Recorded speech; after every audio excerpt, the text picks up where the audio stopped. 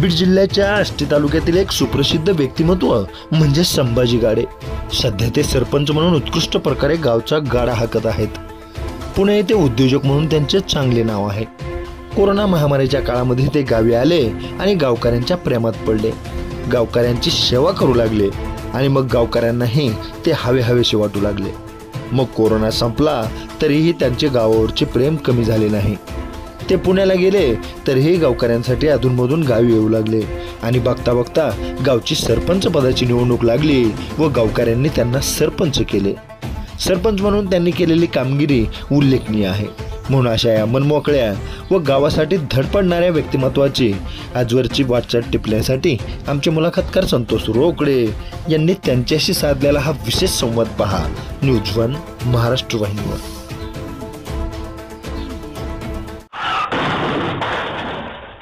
मी वायरा सरपंच संभाजी शंकर गाडे. मी लॉकडाऊनमध्ये गावाकडे आलो होतो आणि गावाकडे आल्यापासून मी शेतीचा उद्योग चालू केला होता. शेती पण आणि शेती करता करता माझा एक बिझनेस होता पुण्याचा. तो बिझनेस पण मी चालू ठेवला आणि असं चालू ठेवत की काही कालांतराने 2-2.5 महिन्यांनी आमचे इलेक्शन लागलं गावात आणि इलेक्शन लागल्यानंतर एक आरक्षण पडलं आणि आरक्षण पडल्यानंतर मग इलेक्शनला मी उभा राहिलो. म्हणजे मला माझी मानसिकता तयार केली लोकांनी, म्हणजे मी तयार नाही झालो, मानसिकता तयार केली आणि इलेक्शन लागल्यानंतर मानसिकता तयार झाली आणि नंतर थोडा इलेक्शन कालावधी संपला आणि आमचा विजयी झाला. न्यूज वन महाराष्ट्र चॅनलच्या मुलाखतनामा या कार्यक्रमात आज आम्ही अशा व्यक्तीचा गौरव करणार आहोत की ज्या व्यक्तीनं गावासाठी, गावच्या लोकांसाठी, आपल्या माणसांसाठी, आपल्या मातीसाठी आणि गाव हे आपलं घर समजून पहिल्यापासून योगदान दिलेलं आहे. जेव्हा आपण योगदान देतो, काम करतो, चांगलं राहतो, चांगलं वागतो, तेव्हा गावकरी आपल्याला सरपंच करतात. कारण गावकऱ्यांना माहीत असतं की आपल्या पंचायती प्रामाणिकपणे जर कोण दूर करत असेल तर सरपंच. आणि म्हणून या खुर्चीमध्ये व्यक्ती चांगली पाहिजे. अगदी मी बोलतोय आष्टी तालुक्यातील वाहिरा या गावचे सरपंच गाडेसाहेब मागच्या अनेक दिवसापासून या गावचा कारभार, गावगाडा चालवत आहेत.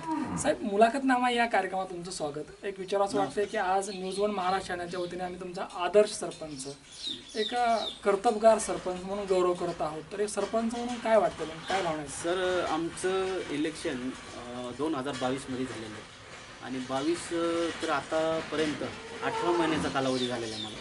तर 18 महिन्यामध्ये तर पहिलेच आम्ही 3 महिन्यात आम्ही पाझर तलावचं काम केलेलं आहे आणि त्याच्यानंतर आम्ही शाळेचं एक काम केलं. फंडातून एक आम्हाला प्राथमिक शाळा वाहिरा, त्या शाळेत आम्ही बेंच आणलेले. तर बेंच 18 महिने तसं पाहायला गेलं तर फार लहान कालावधी. लहान कालावधीमध्ये जर काम करत असेल तर अगदी मनातून होतं नाही का. पाण्याचा प्रश्न असेल, शाळेचा प्रश्न असेल. गाडेसाहेब, मला विचार असं वाटतं की तुमच्याकडे पाहिल्यानंतर तुम्ही अगदी मुरलेले किंवा खुनशी राजकारणी वाटत नाही. तर काय कारण ठरलं की मग गावचा सरपंच व्हावं असं वाटलं? नाही सर, ॲक्च्युली असं माझ्या काय मनात पण नव्हतं सरपंच मी सरपंच होईल म्हणून. अच्छा. पण लॉकडाऊन लागलं आणि लॉकडाऊन लागल्यानंतर मी गावाकडे आलो. मी ॲक्च्युली पहिलं पुण्यात राहायचो. बरं. तर पुण्यात राहत असताना तिकडं जवळजवळ 20 वर्षे मी पुण्यातच होतो आणि इकडं आल्यानंतर लॉकडाऊन लागलं. तर लॉकडाऊन 21 तारखेला मार्चला लॉकडाऊन लागलं होतं. इकडं आल्यानंतर मी डायरेक्टच आलो, असंच रानात राहायला गेलो वस्तीवरती. लॉकडाऊनमुळे गावाकडे येण्याचा योग आला नाही? योग आला आणि योग आल्यानंतर मग ते लॉकडाऊन 2-3 महिन्यात थोडंसं कव्हर झालं. कव्हर झाल्यानंतर परत पुण्याला गेलो. पण मग इकडं शेतीचं काम, शेती वगैरे होतीच आपल्याला. तर मग इकडं तिकडं करता काय झालं की गावाकडंच मी जास्त शेतीला अटॅच झालो जास्त आणि तिकडचं पण काम चालूच ठेवलं. आणि मग असं करता की इलेक्शनच लागलं. शेतीला, मातीला, हो, आणि संपर्क आपल्या माणसांना, हो कंटिन्यू गावात म्हणजे जाणं येणं, इकडं तिकडं म्हणजे छोटेसे कार्यक्रम वगैरे असं काही चालूच असायचं.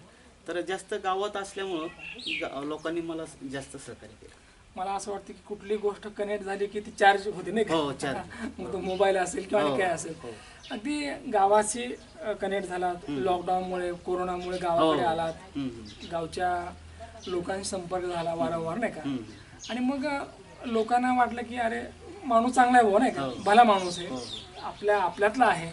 तर मग पुण्यासारखं महानगर सोडून मग गावचं राजकारण करण्यामध्ये इंटरेस्ट जो निर्माण झाला, याचं कारण काय ठरलं? म्हणजे गावकरी का तुम्हाला स्वतःला वाटलं हे?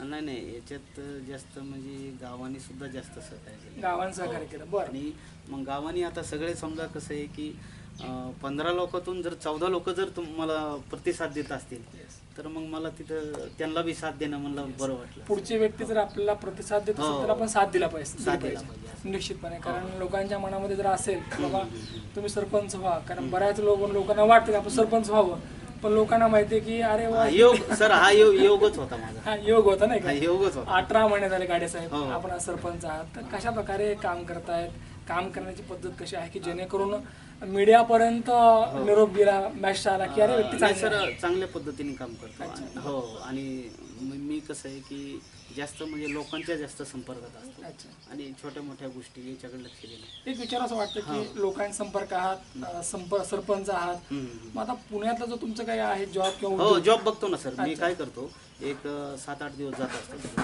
तर इकडचं सगळं कामकाज उरकतो. माझी घरची शेती, मी एक न्यू इंडिया इन्शुरन्समध्ये म्हणजे काम करतो, एजन्सी आहेत माझ्यापेक्षा. तर ते म्हणजे कसं आहे ट्रान्सपोर्टचे मोठे मोठे कामं वगैरे असतात, ते जाऊन म्हणजे पुण्यामधला तुमचा जो उद्योग जी नोकरी आहे तेही करता आणि हे पण गावचा कारभार बी, घरचा कारभार, शेतीचा कारभार, हे सगळे कारभार करत असताना या ठिकाणी दमछाक होत नाही का अशी? नाही सर, लोड येतो कधी कधी, पण आता ते शेवटी आपल्याला कडीला जाणं गरजेचंच आहे. मला असं वाटतं कारभार किती असू द्या पण कारभारी कणखर पाहिजे नाही. हो राईट. मला असं वाटतं आता घाबरून आणि सर असा धीर सोडून चालणार नाही. शेवटी कसं आहे की आपल्याला त्याला समोर जाणं गरजेचं आहे आणि जास्तीत जास्त जेवढं होता होईल तेवढे काम करण्याचा प्रयत्न. वाहिरा या गावासाठी आता पुढील काही महिने आणखी शिल्लक आहेत, वर्ष शिल्लक आहेत, तर पुढील काळामध्ये गावचा चेहरा मोहरा बदलण्यासाठी एक सरपंच म्हणून, एक कर्तबगार व्यक्ती म्हणून काय वाटतं नेमकं आणि काय केलं पाहिजे आपण? आता गावचा चेहरा मोहरा बदलण्यासाठी सर्वात महत्त्वाचं म्हणजे आमचा एक रस्त्याचा प्रश्न आहे. आता आम्ही थांबलेलो हा रस्ता आहे, तर हा रस्त्याचा एक विषय मार्गी लावायचा आणि बाकीचे मग कामं होतच राहतात. निश्चितपणे रस्ते असतील, पाणी असेल आणि गावात मुळामध्ये गाडेसाहेब सरपंच म्हणलं, ग्रामपंचायत मध्ये पंचायती आल्या आणि त्या पंचायती सोडवणारा सरपंच. तर या पंचायती ज्या असतात मग कुणाचं भांडण असेल, बांधाचं, रस्त्याचं असेल, काही सारखं चालूच असतं. भांडणाला काही विषय नसतो नाही का, अनेक विषय असतात. तर कशा प्रकारे लोकांना सामोरं जाता, कशा प्रकारे अगदी मला असं वाटतं की मिलाप घडवून आणतात ते सांग. नाही सर, कसं आहे दोन्ही समजा पुढं काही जर चालू असतं तर दोन्ही पार्टीच्या अगदी सहमतीने आणि अगदी प्रेमाने, आपण बी प्रेमानेच की हे असं मागतो म्हणून त्याला वाकडं बोलणं किंवा हे असं करतो असं चालत नाही. तर प्रेमानेच बोलून त्यांचे प्रश्न सॉल्व्ह करावं लागतं, असे गोष्ट. मला असं वाटतं की प्रेमाने जग आपल्या जिंकतात नाही का सर. कुणाला वाहिरा या गावचं नेतृत्व पुण्यामध्ये अगदी सगळं बरं चाललंय, बरं नाही खूप चांगलं चाललंय, आणि मग असं म्हणतात की कुठल्या गोष्टीला निमित्त लागतं आणि जे होणार असं ते काही कळत नाही का. अगदी कोरोनामुळे गावाकडे आले, गावातली माणसं, गावची माती, अगदी जीव लागला आणि जीव लागला की गावाकडली माणसं डोक्यावर घेतात. अगदी देवस्थान आहे शेख मोहम्मद, श्री संत शेख मोहम्मद बाबा. बरोबर. हो, हे देवस्थान आहे आणि शेजारीच विठ्ठल मंदिर आहे. म्हणजे असे आमचे म्हणजे जास्त आमची शेख मोहम्मद बाबाची ही कृपा आहे. हो, कृपा आहे. शेख मोहम्मद बाबाची कृपा आहे, विठोबाची कृपा आहे आणि मला असं वाटतं की लोकांची कृपा असली की या ठिकाणी मग अगदी सगळंच सुरळीत चालतं, बरं चालतं.